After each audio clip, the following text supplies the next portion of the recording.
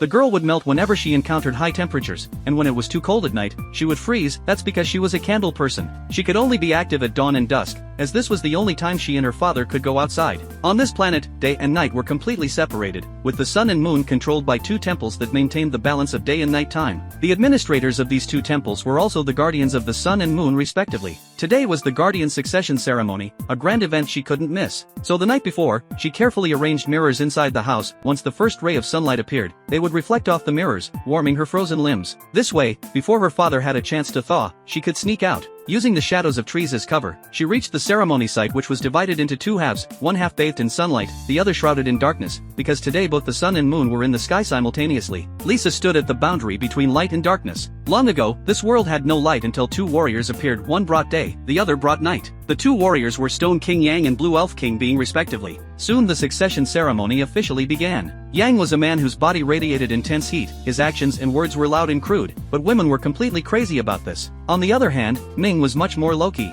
They all thought becoming guardians was inevitable. As the crowd's cheers rang out, the elderly sun guardian slowly stepped forward. With trembling hands, he raised a mirror high up, and a beam of light fell on Yang, indicating the sun had chosen him as the new guardian. But there was a problem on the Moon King's side. The spirit beast representing the moon didn't choose him, instead it picked the young little elf. The guardian saw the spirit beast's resolution and respected its choice. However, King Ming completely turned dark in this election.